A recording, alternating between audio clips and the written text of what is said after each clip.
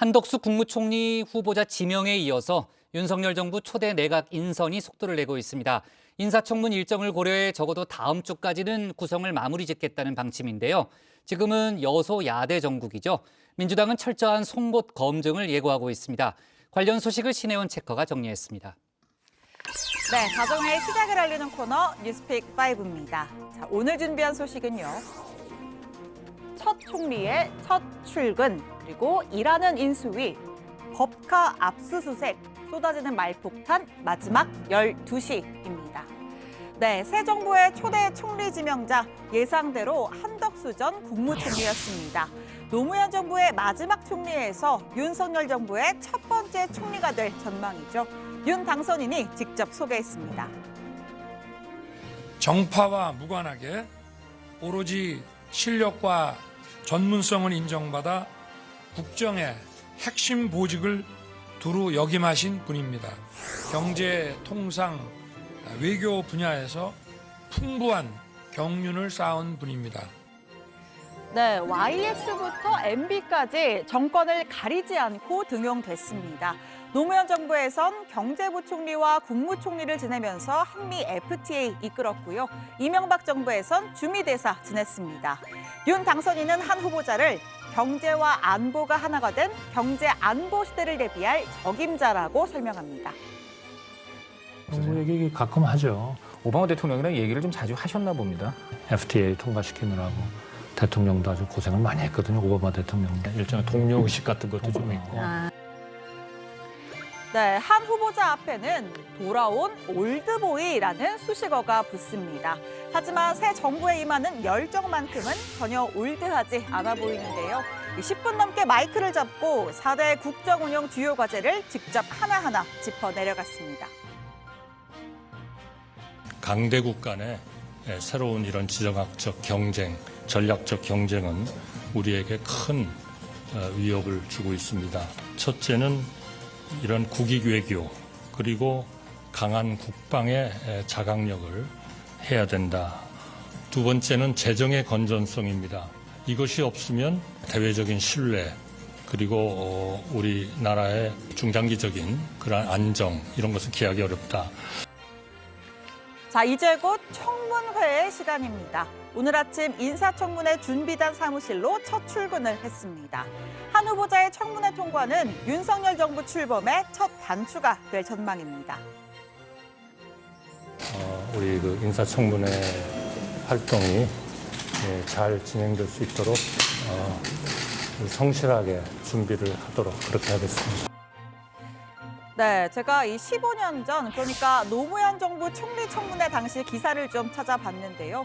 이 총리 후보 인준, 무난할 듯, 인준 낙관, 가볍게 통과 이렇게 되어 있습니다. 이 재산 병역, 범죄 경력 등에서 두드러지는 검증 사안이 없었고요. 자, 특별한 자질 문제나 도덕적 흠결이 드러나지 않아서 한나라당과 열린우리당 대다수의 찬성표를 받았다라고 되어 있습니다. 자, 그럼 15년 뒤 이번에는 어떨까요? 여소야대 국면인 만큼 키는 민주당이 쥐고 있습니다. 돌아온 제 식구를 환영해 줄까요? 아니면 거대 야당의 힘을 과시하며 송곳 검증에 나설까요? 한덕수 지명자가 총리직을 수행했던 15년 전과 달리 대한민국은 질적으로 다른 문제들에 직면해 있습니다. 철저하게 검증하겠습니다. 네, 후자 송곳 검증을 택했습니다. 벌써부터 윤 당선인에게 직언할 사람으로는 안 보인다. 선거용 총리에 불과하다는 박한 평가가 쏟아집니다. 책임 총리제를 진짜 한다는 얘기인가? 당선자에게 직언을 할 사람이냐? 그렇게는 저는 안 봅니다. 통과할 좀 자신감이 없으니까 과거에 했던 분을 이렇게 또 불러낸 것 아닌가, 선거 앞두고 그러신 거 아닌가라는 생각이 들어서 대선 결과 이제 다 정리가 되셨을 것 같은데 문득문득 막 혼자서 울고 막 그러고 있습니다. 네, 앞서 한 시민단체는 이 한 후보자가 20년 전 론스타의 국내 법률 대리를 맡은 김앤장의 고문이었다는 점을 문제 삼았습니다. 외환은행의 불법 매각 은폐의 책임자라고 주장했는데요. 자, 이에 한 후보자는 사적으로 관여한 바 없다고 선을 그었습니다. 이 문제 역시 노무현 정부 총리 청문회 때 이미 검증이 이뤄진 사안이기도 합니다. 국가 정부의 정책 집행자로서 관여를 한 적은 있지만 우리 김현장이라는 제 사적인 직장에서의 관여된 바는 전혀 없습니다. 국민의힘은 민주당을 향해 제1야당의 품격을 보여달라고 했습니다. 국민의 눈높이에 맞는 자질과 도덕성 검증은 필요하지만 과도한 흠집내기는 검증이라는 이름으로 둔갑한 발목 잡기에 불과하다라고 주장했습니다. 벌써부터 청문회에서 몇 명 낙마시키고 우리 당 이름값 해야 된다는 말이 흘러나오고 있습니다. 전과 사범을 대통령 후보로 내세웠던 민주당이 이제 와서 그와 다른 도덕성 기준을 요구한다면 내로남불이라는 비판을 면하기 어려울 것입니다. 제1야당의 품격을 보여주실 것을 기대합니다. 첫 단추인 총리에 이어서 이제 경제부 총리를 비롯한 장 차관 인선도 속도를 내고 있습니다. 윤 당선인과 한덕수 후보자는 지난 주말 샌드위치 회동을 갖고 인사 문제를 집중적으로 논의했습니다. 자, 우선 경제부 총리입니다. 후보군이던 임종영 전 금융위원장이 개인 사정으로 빠지면서 인수위의 기조분과 간사인 추경호 의원 그리고 경제 1분과 간사인 최상목 전 기재부 차관이 유력하게 거론됩니다. 자, 그리고 외교부 장관 후보로는요. 한미 정책협의대표단 소속으로 미국을 찾고 있는 국민의힘 박진 의원과 외교부 차관 출신의 조태영 의원이 각축입니다. 또 국토부 장관에는 송석준 의원, 심교원 교수, 행안부 장관에는 윤한홍 그리고 윤재욱 의원이 물망에 오릅니다.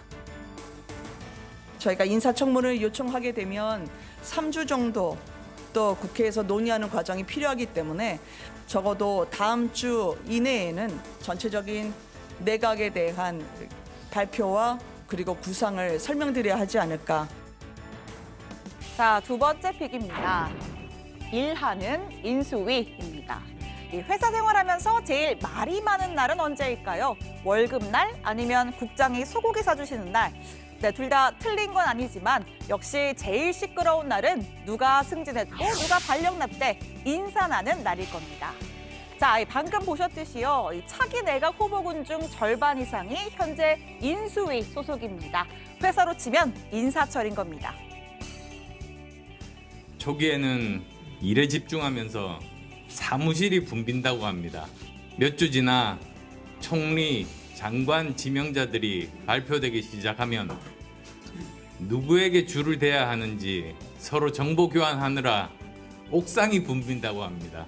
말기가 되면 부름받지 못한 분들이 모여 신세 한탄하고 앞날 걱정하느라 근처 술집이 붐빈다고 하는 그런 이야기였습니다.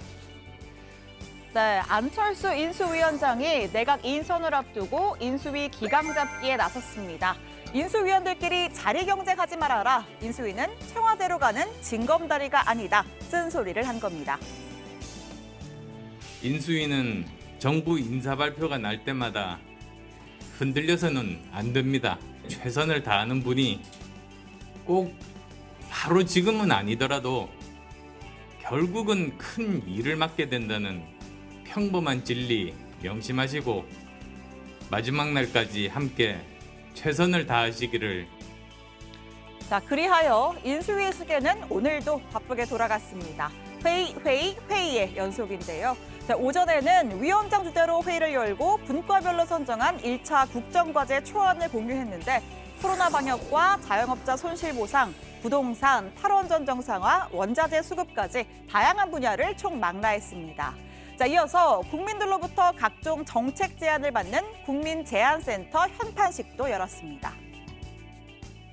어려움을 겪고 있는 산업계를 돕기 위해 정부 차원에서 할 수 있는 다른 수단들, 예를 들어 전기요금이나 가스요금 같은 공공요금의 한시적 동결 또는 인상 최소화와 같은 대책 등 창조적으로 적극적으로 찾아야 합니다. 자, 그리고 오후에는 윤석열 당선인 직접 등판했습니다. 인수위 기획위원회 첫 전체 회의가 열렸는데요. 현재 수많은 대선 공약을 검토하고 있는데 무엇보다 중요한 건 우선순위를 정해서 효율적으로 지키는 것이라고 강조했습니다. 매번 언급하는 유능한 머슴론도 등장했습니다. 정부는 뭐 딴 거 있겠습니까? 국민의 심부름꾼이고 이 머슴이라고 하는 것은 국민들이 볼 때 기민하면서 일 잘하고 아주 똑똑하고 유능하게 하는 것입니다. 일단 우선적으로 해야 될 국정 과제들을 잘 선정을 하고 또 늘 강조했지만 우리 청년 기획위원들께서도 그 역할이 매우 중요합니다. 앞서 윤 당선인은 한국보도사진전 개막식에도 참석했습니다. 자, 이번 사진전의 대상작 광주 재판날 출석하지 않고 동네를 산책하는 전두환 씨입니다. 사실은 이 장례에서 안 나오시는 분이에요. 전혀 사실은 기대를 하지 않았는데 정말 제가 한 사진 기자 생활 29년 만에 처음으로 이렇게 사진을 단독을 찍어서 이 사진 찍고 얼마 있다가 돌아가신 또 이렇게 거죠? 4개월 정도 있다 또 돌아가셨어요. 안 그래도 아마 이게 마지막 사진이었어요. 굉장히. 네, 후보 시절 윤 당선인은 이 전두환 씨가 군사 쿠데타와 5.18만 빼면 정치는 잘했다는 얘기도 많다. 이 발언으로 곤욕을 치른 바 있습니다. 이후에 대국민 사과를 하고 5.18 민주묘역을 찾아 고개를 숙였었죠. 자, 윤 당선인 측은 몇 장의 사진이 우리 사회의 역사를 바꾼다면서 우리가 반면 교사를 하든 새기든 모든 사진은 소중하다고 했습니다. 직접 당선인이 말한 것이 아니라 당선인 측 김은혜 대변인의 말이었습니다. 자, 윤 당선인을 상징하는 어퍼컷 세레모니, 또 대선 당일날 찍힌 사진도 직접 둘러봤습니다.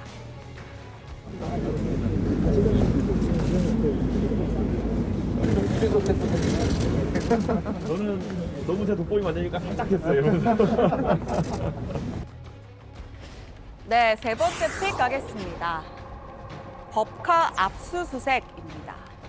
자, 민주당 이재명 상임고문에 보인 김혜경 씨의 이 법인카드 유용 사건을 수사 중인 경찰이 경기도청을 압수수색했습니다.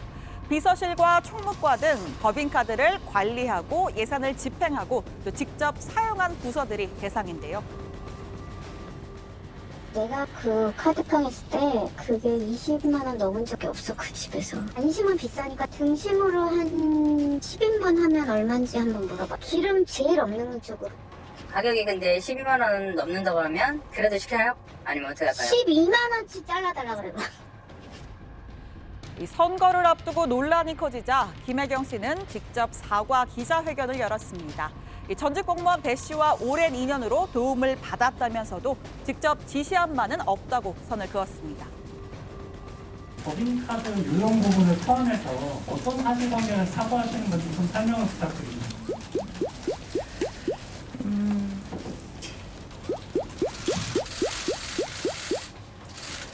지금 수사와 감사가 진행되고 있다고 들었습니다. 결과가 나오면 부분에 책임이 있다면 책임을 질 것입니다. 경찰은 법인카드 유용 의혹뿐 아니라 김 씨의 불법 대리 처방 의혹에 대해서도 의무실을 압수수색했다고 밝혔습니다. 도청의 감사를 거부한 전직 공무원 배모 씨 그리고 김혜경 씨 본인 등 관련 인물에 대한 소환 조사가 임박했다는 관측도 나오고 있습니다. 자, 네 번째 픽은 쏟아지는 말폭탄입니다. 네, 4월에 추가 핵도발을 앞두고 명분 쌓기에 나선 걸까요? 이 북한의 말폭탄이 점입 가경입니다. 미사일 발사지구가 명확할 경우에 발사 원점을 정밀 타격할 수 있다는 서 국방부 장관을 향해서 이 북한의 김여정 부부장은 쓰레기라는 거친 표현 쏟아냈습니다. 미친놈이다. 그리고 쓰레기이다. 동족끼리 불질을 하지 못해 몸살을 앓는 대결광이다. 네, 김여정 부부장은 북한을 핵 보유국이라고 칭했고요. 또 위임이라는 표현을 써서 김정은 위원장의 의중이 담겨 있음을 내비쳤습니다. 자, 이어서 북한군 서열 1위 박정청 당비서는 서울의 주요 표적을 괴멸시킬 것이다. 릴레이 말폭탄을 쏟아냈죠. 서울 불바다 시즌2인 격입니다. 자, 이에 우리통일부는 북한이 한반도에 추가적인 긴장을 조성하는 어떠한 행위도 해서는 안 된다는 점을 분명하게 지적한다고 했습니다. 이 태양절 110주년 등 대규모 기념 행사를 앞두고 북한이 ICBM 시험 발사 등 추가 핵도발에 나설 가능성이 제기됩니다. 네, 오늘의 마지막 픽은 12시입니다. 네, 오늘부터는 식당과 카페, 헬스장, 노래방 모두 밤 12시까지 영업합니다. 최대 인원은 10명까지입니다. 영화관은 12시 시작까지는 입장이 가능하고 끝나는 시간이 새벽 2시를 넘겨선 안 된다고 하는데요.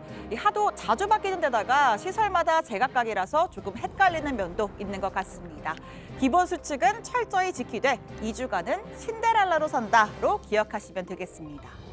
자, 또 앞으로는 코로나 전담 병원이 아닌 동네 병원에서도 확진자 대면 진료가 가능합니다. 격리 중인 재택 치료 환자는 사전 예약을 통해서 진료를 받을 수 있습니다. 네, 월요일의 뉴스픽 여기까지입니다. 들어가서 원픽 꼽아보죠. 뉴스픽 5였습니다.